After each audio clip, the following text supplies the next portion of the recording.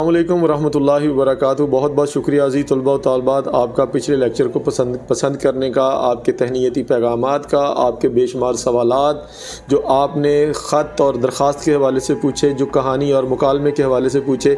तो हमने ये चाहा कि आज आपकी दरख्वास्त के ऊपर हम कहानी मुकालमा दोनों में से कौन सा ऑप्शन लेकर जाएं कि अज़ीज़ तलबा व तालिबात इम्तहान के अंदर अच्छे ग्रेड लेने में कामयाब हो जाएं। तो अज़ीज़ तलबा व तालिबात, आपको इम्तहान में जो सवाल नंबर 8 पूछा जाता है वो होता है कि दर्ज झैल उन्वान पर कहानी लिखिए, और उसके दरमियान होता है या कि आप होटल मैनेजर या गाहक के दरमियान मुकालमा लिखिए, या डॉक्टर और मरीज़ के दरमियान मुकालमा लिखिए, या दो तालिब इल्मों के दरमियान क्लास में होने वाली हिस्ट्री के मौजू पर मुकालमा तहरीर कर दीजिए। तो अज़ीज़ तलबा व तालिबात, हम कि आपने हमेशा बोर्ड के पेपर में कहानी लिखने की बजाय आपने मुकालमे को तरजीह देनी है। आज मुकालमा निगारी के हवाले से एक अहम लेक्चर लेकर हम आपकी खिदमत में हाज़िर हुए हैं।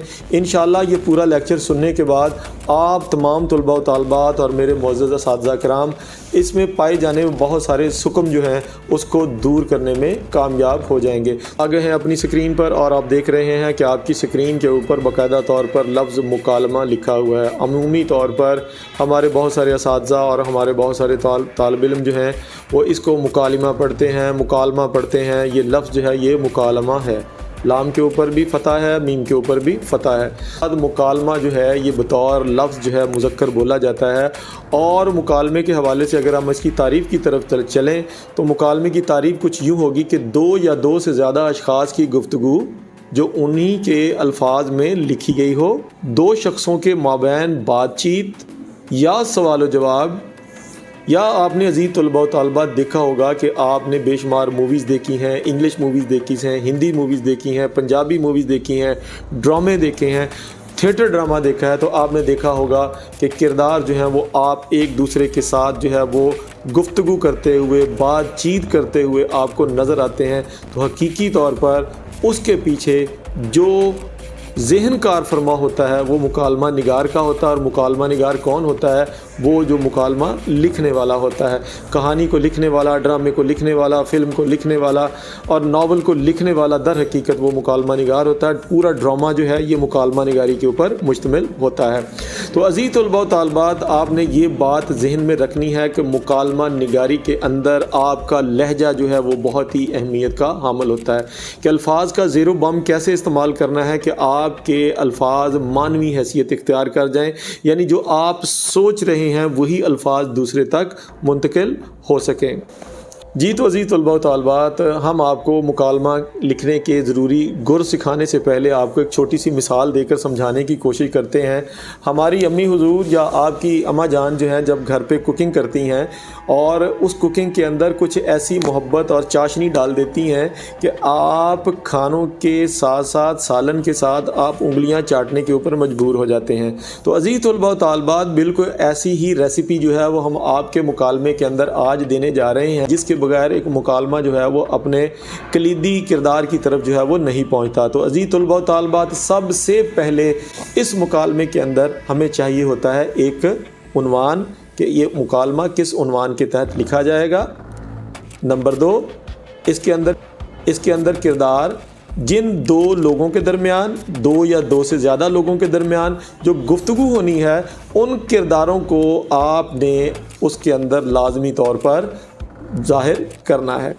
तीसरी चीज़ जो होगा कि उस मुकालमे का जो पस मंज़र है, यानी जो टॉक शोज़ हो रहा है या आप क्लास के अंदर मौजूद हैं, तो उस क्लास के अंदर मौजूद अगर हिस्ट्री के मज़मून पर या मरीज़ और तबीब के दरमियान जो मुकालमा लिखा जाएगा तो डॉक्टर उससे पूछेगा ज़रूर कि आपको ये मर्ज़ लाहक हुआ है तो कैसे लाहक हुआ है, वो उसके पस मंज़र जो है वो लाजमी तौर पर उसे दरियाफ़्त करेगा। तो अज़ीज़ तलबा व तालिबात, इसकी तीसरी चीज़ जो है वो है इसका तमहीदी मंज़र कि जब मरीज़ डॉक्टर के क्लिनिक में दाखिल होगा या मरीज़ जो है वो हकीम के मुतिब में दाखिल होगा, तो दोनों के दरमियान जो इब्तदाई गुफ्तगू होगी हम उसको कहते हैं तमहीदी मंज़र। तो आपने तमहीदी मंज़र इसको लाजमी तौर पर लिखना है। ये मुकालमे का एक खूबसूरत रंग और आहंग है। उसके बाद जब आप नफ्से मज़मून की तरफ जाएंगे, जब मरीज़ बता देगा कि उसको पेट का अर्ज़ा लाहक है या उसको सीने में जलन हो रही है, तो डॉक्टर और मरीज़ के दरमियान जो गुफ्तगू होगी वो उसका नफ्से मज़मून होगा, जिसको हमने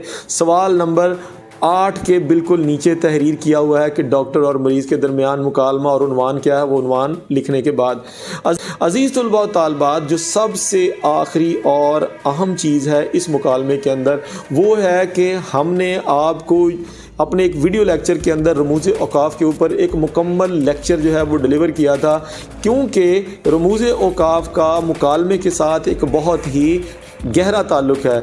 मुकालमा रमूज़ औकाफ़ के इस्तेमाल के बगैर बिल्कुल अधूरा है। अज़ीज़ तलबा व तालिबात, जिस तरह हंडिया के अंदर मिर्च और नमक जो है वो ना डाला जाए तो वो फीकी फीकी सी रहती है, तो इसी तरह रमूज़ औकाफ़ जो हैं आपके मुकालमे के अंदर अल्फाज के तासुर को, आपके लहजे को बताने में बहुत ही अहम किरदार अदा करते हैं। कहाँ पे सवालिया निशान लगाना है, कहाँ पे कौसैन लगानी है, कहाँ पे अलामत निदाइया लगानी है, कहाँ पे आपने जो है वो तनवीन लगानी है और कहाँ पे आपने क्या करना है। रमूज़ औकाफ़ वाला लेक्चर आपने लाजमी तौर पर देखना है, फिर आपको मुकालमे का रंग जो है वो बहुत खूबसूरत नज़र आएगा।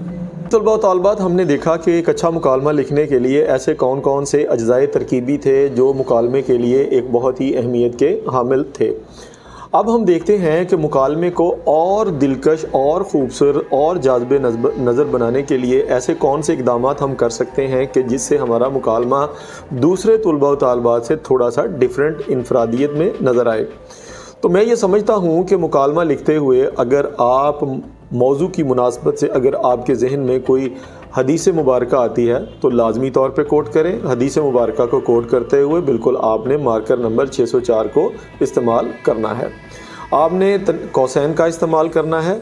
उसके बाद आपने अपने मुकालमे को और जाज़िब नज़र बनाने के लिए क्या करना है कि अगर आपके नज़दीक कोई ऐसी कोटेशन, कोई ऐसे इरशादात या कोई ऐसे फरमूदात या कोई ऐसे अक़वाल ज़री मौजूद हैं तो आप मौजू की मुनासबत से उसको लाजमी तौर पर तहरीर करें। फिर तीसरी चीज़ जो आप मुकालमे के अंदर लिख सकते हैं वो ये है कि अगर आपका ज़ौक़े अशार बहुत उम्दा है और आप अपने नसरी अल्फाज को अगर आप अशार की सूरत में बयान करना चाहें तो आप कर सकते हैं, लेकिन कोशिश कीजिएगा कि अशार लिखते हुए अगर आपका इंतखाब जो है वो अगर अल्लामा मोहम्मद इकबाल रहमतुल्लाह अलैह की शायरी में से होगा तो भाई क्या ही कहने हैं आपके।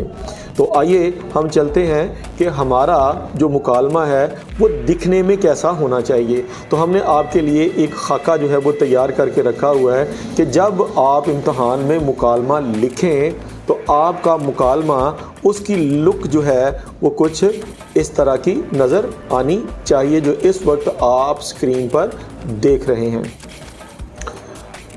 तो प्यारे बच्चों, अज़ीज़ तलबा व तालिबात, आप इस वक्त स्क्रीन पर देख रहे हैं कि हमने मुकालमे को लिखने का एक सेट पैटर्न जो है वो लिख रखा है। खाका आपकी नज़रों के बिल्कुल सामने है। एक तरफ सवालिया पर्चा है जिसमें सवाल नंबर 8 आपको नज़र आ रहा है और दूसरी तरफ उसका खाका जो है कि जिस तरह आप एक मकान की बुनियादें पहले से तैयार करते हैं फिर उसके ऊपर आप उसकी तामीर करते हैं। तो हम एक अच्छा मुकालमा लिखने से पहले आपको उसका जो है वो लेआउट जो है वो फाउंडेशन जो है उसकी बुनियादें जो हैं हम आपको दिखाते हैं कि एक मुकालमे की बुनियादी चीज़ें कौन कौन सी हैं। हम पहले अपने इसको बयान कर आए हैं कि मुकालमे के अंदर क्या होता है, उसका एक उन्वान होता है। अब देखिएगा मुकालमे के किरदार होते हैं, एक पहला किरदार है, एक दूसरा किरदार है, फिर मुकालमे का तमहीदी मंज़र है कि दोनों के दरमियान जो इब्तदाई गुफ्तगू होती है अस्सलामु अलैकुम वालेकुम अस्सलाम का जो तबादला ख्याल होता है उसको तमहीदी मंज़र कहते हैं। और फिर मुकालमे के उन्वान के तहत जो दोनों किरदारों के दरमियान जो गुफ्तगू होती है अज़ीज़ तलबा व तालिबात उसको हम कहते हैं नफ्से मज़मून। नफ्से मज़मून से आगे जो है वो क्या आता है कि मुकालमे के अंदर उसका इख्तितामी पहलू आ जाता है।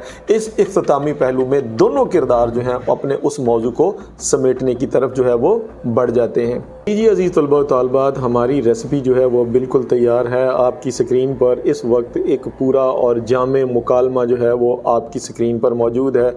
अब आप देखिएगा कि इसमें हमने वो तमाम पहलुओं को बरूए कार रखा है कि जो हम अपने मुकालमा लिखने के अज्ज़ाए तरकीबी में बयान कर आए हैं। अज़ीज़ तलबा व तालिबात, कम अज़ कम आपके 10 जो है वो सवाल जवाबात, मुकालमात, गुफ्तगू, बातचीत जो किरदारों के दरमियान में होती है वो क्लास 9 के तलबा व तालिबात के लिए काफ़ी होती है। और इस गुफ्तगू के अंदर अगर आप तमाम रमूज़ औकाफ का मुकम्मल तौर पर ख़याल रखते हैं कि कहाँ आपने सवालिया निशान इस्तेमाल किया, कहाँ आपने अलामत निदाइया इस्तेमाल की, कहाँ आपने क्या किया, तो मैं आपको इस बात की यकीन दहानी करवाता हूँ कि आपका मुकालमा पूरे 5 नंबर लेने में कामयाब हो जाएगा। अज़ीज़ तलबा व तालिबात, आप देख रहे हैं कि किरदारों को हमने साइड लाइन के ऊपर कितनी नफासत के साथ जो है वो लिखा है और उसके सामने उसकी जो अलामत रब्त जो है उसका भी इस्तेमाल किया है ताकि हमारा मुकालमा जो है वो बहुत ही खूबसूरत और दीदाज़ेब नज़र आए। मुम्तहिन को यही एक चीज़ चाहिए होती है कि आपने जो लिखा है कितना जामे लिखा है, कितना खूबसूरत लिखा है और कितनी दिलजमी से लिखा है। और इन तीनों चीज़ों को आपने अपने पल्लू से बांध के रखना है कि आपने मुकालमे के अंदर रंग मोहब्बत के बखेर देने हैं। तो अज़ीज़ तलबा व तालिबात, हम अपने इस पेपर को एक अमली शक्ल देने की कोशिश कर रहे हैं कि आपका पूरे 75 नंबर का पेपर जो है वो मुकम्मल जब होगा तो हम उसका आखिरी रिव्यू जब हम लेंगे कि हमने इस पूरे पेपर को आपके सामने से एग्ज़ामिनर के पॉइंट ऑफ व्यू से उस क्राइटेरिया से गुजारना है कि कहाँ से उसने कौन सा नंबर देना है। तो ये मुकालमा और वो सवालात के जवाबात जो हम अपने पिछले लेक्चर्स के अंदर आपको बता आए हैं अज़ीज़ तलबा व तालिबात, इंशाल्लाह आपको फ़ाइनल पेपर के अंदर इनकी एग्ज़ामिनर की जो मार्किंग क्राइटेरिया है उससे भी हम आपको आगाह करेंगे। अपना ख्याल रखिएगा। लेक्चर पसंद आया है तो इसको लाइक कर लें, शेयर कर लें, नए हैं तो हमारे चैनल को सब्सक्राइब कर लें। खुश रहें और लोगों के लिए खुशियाँ बांटने का वसीला बने। जज़ाकल्लाह। अस्सलामु अलैकुम व रहमतुल्लाहि व बरकातुहू।